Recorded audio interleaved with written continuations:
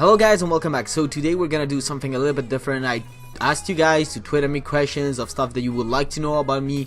This is like a Q&A Sunday. I really hope that we will be able to, keep on doing this Q&A Sunday for every single Sunday from here to, till I die or stop doing YouTube. Whichever the two comes first. Hope doing YouTube, to be honest. The first one comes from R&D Gamer at DProGamerHD12. At Hospital Madness, what or who got you into YouTube and streaming? That's a really good question. There wasn't really a who got me into YouTube. If I would have actually believed in myself and actually started to do YouTube when I was like 16 as I planned to, because I wanted to YouTube back in like Modern Warfare 2 days, but I didn't have a console, my computer was not powerful enough to record the games, I didn't have a mic, I didn't have shit, and plus I was really different back in the days. I needed others to believe in me, and I needed others to say, okay man, you're doing something, you can do it. Basically I needed the approval of the others because I was really conditioned by other people. I was kind of a shy and really introvert guy. To answer your question, nobody got me into YouTube and streaming. What really got me into YouTube, I basically wanted to see what actually was like to publish your own video and see if someone else out there actually enjoyed whatever the crap I was creating, which is something extremely weird to this day. Also, I've been doing YouTube for almost a year now, and I know that it doesn't seem like, but that's because I haven't been uploading that much because I lack perseverance. I'm sorry.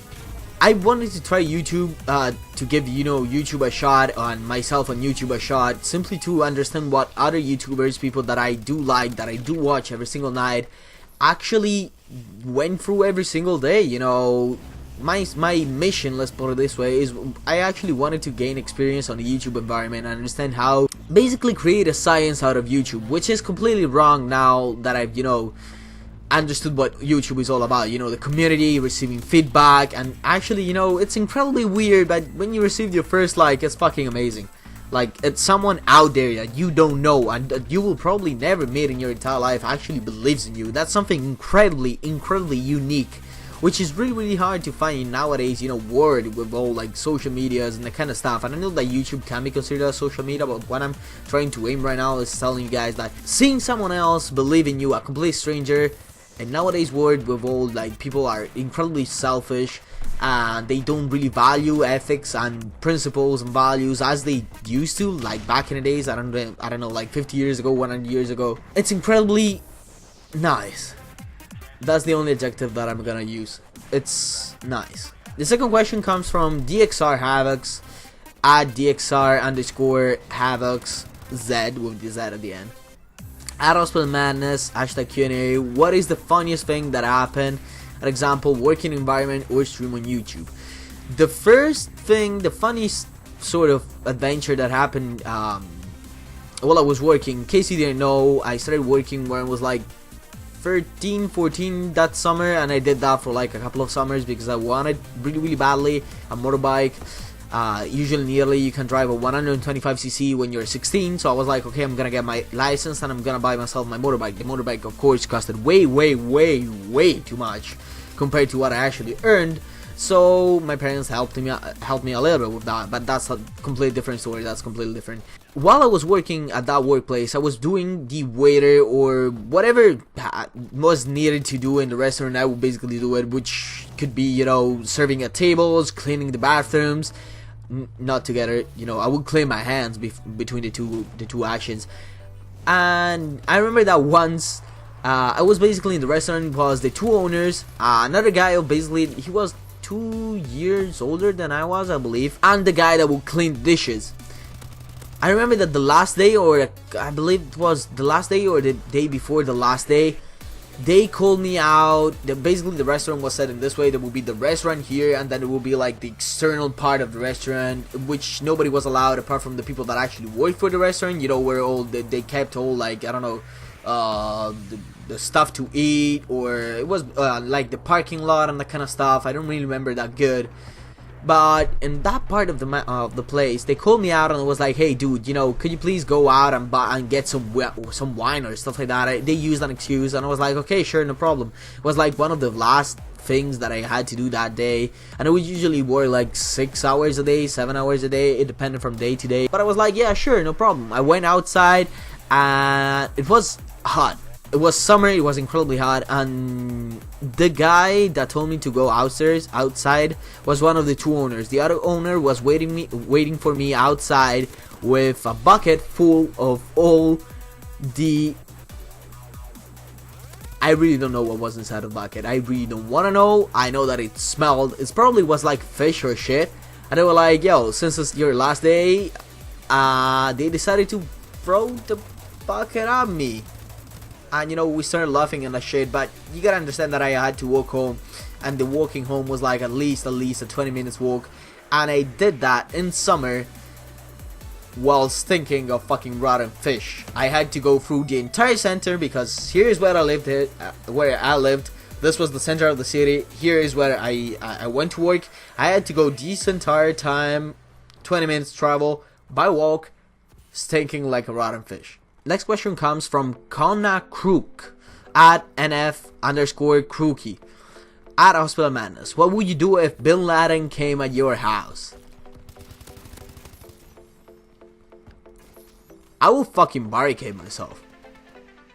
Seriously, I would fucking barricade myself. I will put like I will make sure that, you know, I had all the supplies to survive, and then I will put the sofa that you guys are not able to see, but there is a sofa, and I'll put the sofa exactly fucking facing the fucking door, and it wouldn't be facing it like horizontally. I will put it actually vertically, so that if they actually shoot in, I don't know, damage will slow down because of the impact of the sofa and the door. And then I would fucking pull out my bed and put it like vertically again over this fucking sofa, and try to fucking block myself inside of my room. That is option number one. Option number two, I would probably get a fucking kettle, and I'm not kidding, since I believe in my room is the only usable object that won't break after fucking smashing it in someone else's head. I will wait for him to enter the room and then kettle him.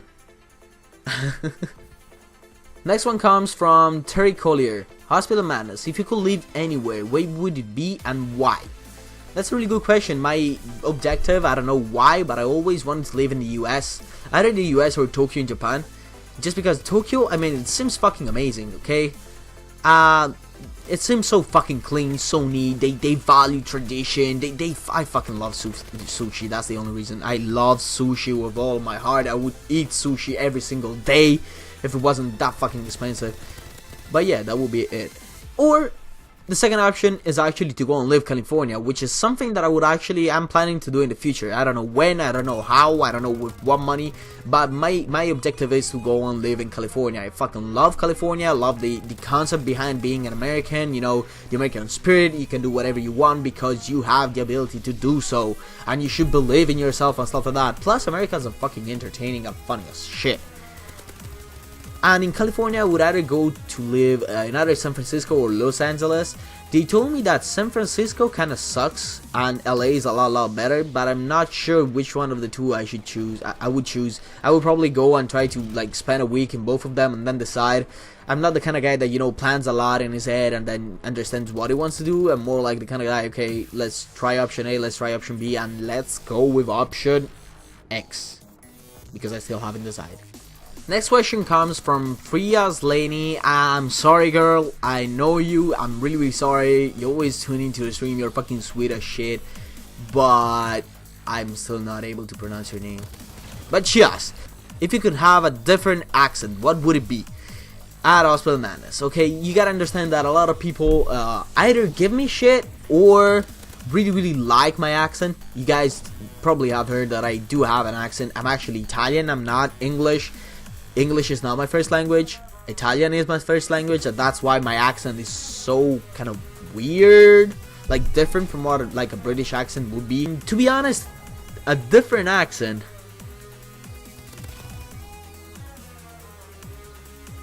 I will probably go with the British one, simply for the ladies, bro. Like, if a British guy, the stereotype is that if a British guy goes, like, I don't know, in the US, he gets all the ladies, bro, like, easy. Plus the fucking British accent, and by that I mean like proper British accent. but being able to speak correct English, not British English, but correct English. That is like GGVP, bro. Like, you look decent, you got that accent, you got all the ladies like. Next question comes again from Freya. I'm sorry lady, I'm sorry. I will learn eventually how to say your name. If you could change your name, what would you change it to? Depends. Are you talking about my name in real life, so Matt or Mateo, or my name sort of in the virtual life, which in that case will be Hospital Madness or Madness? That's a good question. If it was like in real life, I would probably go with like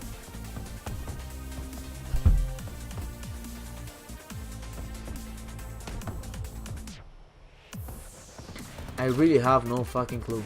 If it was in the virtual life, so Hospital Madness or Madness, I would actually change it, and I seriously don't know how to answer this question. Like, you fucked me up pretty badly with this question, not even kidding.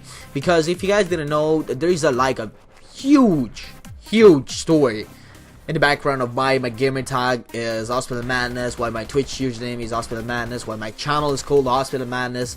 It actually has a pretty important meaning for me. So I seriously don't know what I would change it to. I have no fucking clue, and you seriously fucked me up with that one. GG, lady. But yeah, that's it, homies. I thank you guys so much for sticking here till the end. I hope you had a beautiful time. I'll try my best to upload as frequent as possible. I'm really sorry, guys, but right now I'm getting my ass, my booty completely penetrated by uni in this precise moment in the term. I'm taking the most difficult class along with 3 other classes, which make a pretty annoying amount of bullshit to, you know, read and study. And of course I say bullshit, but it's actually stuff that I actually want to learn, because otherwise I wouldn't go to uni to start business administration. My homies, hope you'll enjoy it. If you did, be sure to smack the like button. That's it, I'm out.